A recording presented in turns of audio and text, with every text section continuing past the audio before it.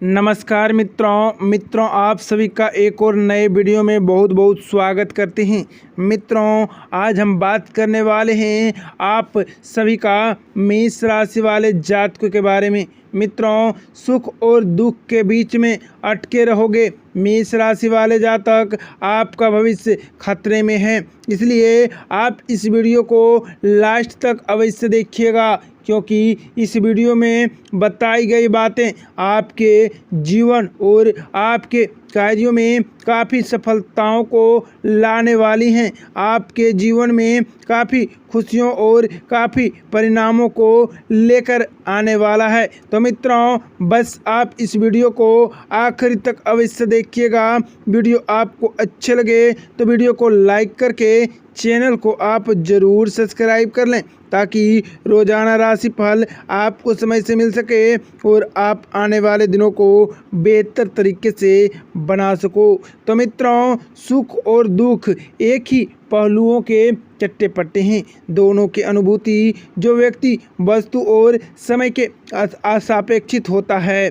कोई किसी घटना से सुखी होता है तो कोई दूसरा उससे दुखी भी होता है। वस्तु सुख या दुख का निरंतरण नहीं होता, यह प्रतिपल बदलती रहती है। मनुष्य को 3 प्रकार की अनुभूतियाँ होती हैं। पहला आपके जीवन में सुख, दूसरा आपके कार्य में समीक्षा तथा दुख तालिका, और राही मानवा और दुख सुख। तो मित्रों वैदिक संस्कृति और संसारितगत ऐश्वर्य को जीवन यात्रा में साधन मानती हैं। आज तो मनुष्य ने पाने सुख के लिए आश्चर्यजनक आविष्कार कर लिया है। यह सुख विभूषु तुल्य और जीवन यात्रा में बाधक तब बन जाता है तब ये संसाधन न रहकर साध्य बन जाते हैं। सुख और दुख का संबंध मनुष्य के भावनात्मक स्थिति के मुख्य हैं। जैसे मनुष्य का भाव स्तर होगा उसी के रूप में सुख और दुख अनुभूति रहेगी। साथ ही जिसमें उदार दिव्य और सद्भावनाओं का समुद्र उमड़ता रहता है, हर वह समय प्रसन्न खुशी आनंदित रहता है। प्रेम और घृणा में अंतर करना बहुत मुश्किल है। शब्द में तो माप अंतर है, इससे बड़ा अंतर और क्या होगा। कहाँ प्रेम कहाँ घृणा। और जो लोग प्रेम की परिभाषा करेंगे वे कहेंगे प्रेम वही है जो घृणा नहीं है, और घृणा वही है जहाँ प्रेम नहीं है। लेकिन जीवित अनुभव में प्रवेश करे तो घृणा प्रेम में बदल जाती है, प्रेम घृणा में बदल जाता है। दरअसल मैं ऐसा कोई भी प्रेम नहीं है जिसमें हमने जाना है जिसमें घृणा का हिस्सा मौजूद ना रहता हो। इसलिए जिसे भी हम प्रेम करते हैं उसे हम घृणा भी करते हैं। मनोवैज्ञानिक सलाह देने वाली एक कंपनी व्हाइट वाटर स्टैनिक के निर्देश के द्वारा ये कहते हैं कि खुशी की थर्मोमेट्रिक की एक अवधारणा है, जिसके मुताबिक जब कोई बड़ी घटना है उसे अज्ञात, आसक्ति और अभाव यह दुख के 3 कारण हैं। इन तीनों कारण को जिस सीमा तक अपने आप दूर करने में समर्थ होगा वह उतना ही खुद सुखी बन सकेगा। अज्ञान के कारण मनुष्य की दृष्टिकोण दूषित हो जाता है। अब तत्वज्ञान से अपरिचित होने के कारण उल्टा पुल्टा सोचता है और उल्टे काम करता है और तद अनुसार आपके उलझनों में अधिक फंसता जाता है और दुखी बनता जाता है। स्वार्थ, लोभ और अहंकार, अनुदारता और क्रोध की भावनाएं मनुष्य की कुकृतियां करती हैं और वह दुर्दशा के छोड़कर शैक्षणिक रुद्र एवं हीन बातें सोचता है तथा वैसे ही काम करता है, चाहे वह दुखद हो या सुखद। आदमी की मनोस्थिति में बदलाव आता है, लेकिन फिर भी वह अपने पहले की अवस्था में बहुत जल्द ही लौट आता है। सुख और दुख को जो समभाव से ले समझता है कि अपने स्वयं को जान लिया, क्योंकि स्वयं की पृथकता को बोध ही और समभाव को जन्म देता है। सुख दुख आते हैं और जाते हैं, जो न आते हैं और न जाते हैं वे हैं स्वयं का अस्तित्व और अस्तित्व में ठहरे जाने की सम तत्व हैं। तथा प्रेम की भी अपनी पीड़ा है, सुख का भी अपना दशा है, सुख की भी अपनी चुभन है।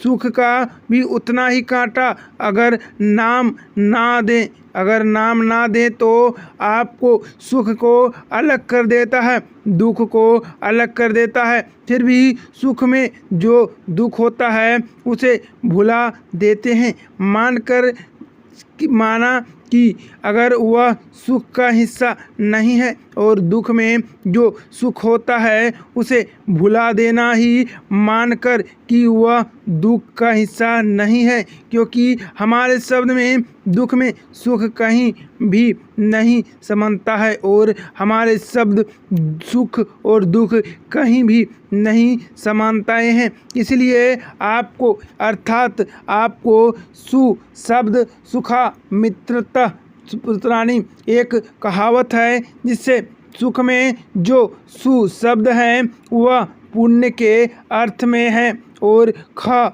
सुखी अर्थात खाली अथवा खा जाने के अर्थ हैं। जो इसलिए जो पुण्य को खा जाए अथवा पुण्य को खाली कर दें वही लोक में वस्तु कहलाती है सुख।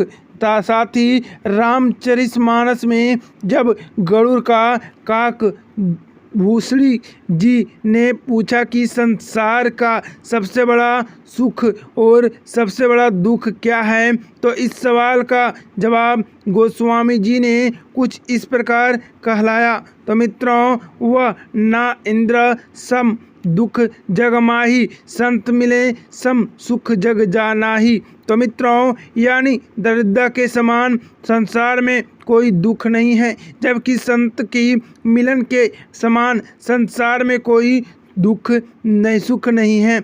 दुख का मूल कारण तृषा है। जो रेशम की कीड़ा अपने चारों ओर रेशम का जाल बुनता है और मृत्यु को प्राप्त हो दुख को प्राप्त करता है, मूर्ख लोग भी अपने चारों ओर तृषा का जाल बुनते हैं और उसी में फंसकर दुख भोगते हैं। जब हम इंद्रियों को बस में कर लें और इन तृष्णाओं को त्याग करते हैं तो वस्तु हमें अपने दुखों का नाश करते हैं और सुख को प्राप्त करते हैं। मनुष्य का भाव स्तर सर्वभौगिक है और अपनी सुख दुख की अनुभूति का आधार जितना व्यापारिक होगा उतना ही मनुष्य सुख दुख की मोह माया से बचा रहेगा। सबके साथ सुखी रहना, सबके साथ दुखी, अर्थात सब सुख में अपना सुख देखता है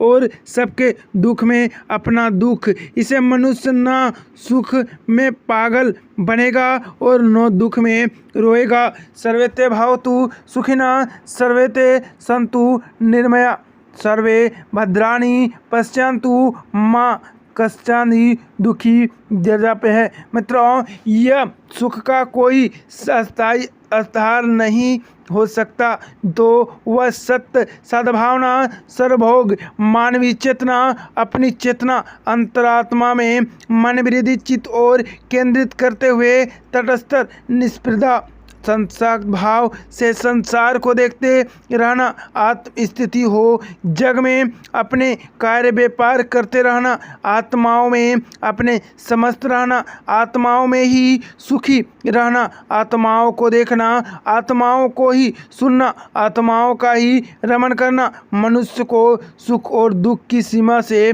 मुक्त कर देता है। किसी भी प्रकार के सुख और चाहने से दुख की अभिन्न साथ हैं, उन्हें तिजोरी में नहीं रखा जा सकता। अतु सुख दुख की सीमा से ही परे हो जाना, इससे रहस्य का जान लेना ही आध्यात्मिक और आत्मा केंद्रित होने पर ही संभव है। हमारी अनुभूति ही सुख और दुख का कारण है, चाहे उसमें वास्तविकता या फिर कहें कि कोई फायदा हो या फिर नुकसान की क्या ना हो, सिर्फ हमारे सोच जिससे अत्यधिक मिल जाए वह हमें खुश कर देगी, लेकिन अगर कुछ कम हो तो हमें दुख देगा। अपने अनुकूल इच्छा की पूर्ति सुख है, वहीं दूसरी अनापूर्ति दुख है। तो मित्रों, समानता कोई भी मनुष्य दुख नहीं चाहता, अपितु वह सदा सुखी रहना चाहता है। इसलिए वह निरंतर प्रयास करते रहता है कि वह दरअसल किस प्रकार से सुख और दुख एक अनुभूति है जो व्यक्ति वास्तव और समय की सापेक्ष होता है। कोई किसी घटना से सुखी होता है तो कोई दूसरा उससे दुखी। तो सुख या दुख की निरंतरता नहीं होती, यह परिपल बदलती रहती है। मनुष्य को 3 प्रकार की अनुभूतियाँ होती हैं, एक अनुभूति दुख की होती है तथा एक अनुभूति सुख की, तो एक अनुभूति आनंद की होती है, जो सुख की और दुख की और अनुभूति से बाहर से होती हैं। आनंद का अनुभूति बाहर से नहीं होता। आनंद और सुख का अंतर है, सुख दुख का अभाव है। जहाँ दुख नहीं है वहाँ सुख है, और जहाँ दुख सुख का अभाव है वहाँ खुश सुख नहीं है, वहाँ दुख है। आनंद दुख और सुख दोनों का भाव है। जहाँ दुख और सुख दोनों नहीं है, वैसे चित्त को परिपूर्ण शांति स्थिति आनंद की स्थितियाँ मानी जाती है। साथ ही मित्रों, आपको यह दोनों प्रवृत्तियों की सम्यता अनुभूति मनुष्य का विकास उत्पन्न आत्मसंतोष के पद में काफ़ी प्रस्ताव होते हैं। मित्रों, यह वीडियो आपको अच्छे लगे तो वीडियो को लाइक कर दें और चैनल को सब्सक्राइब कर लें, ताकि रोजाना राशिफल आपको समय से मिल सके और आप आने वाले दिनों को बेहतर तरीके से बना सको।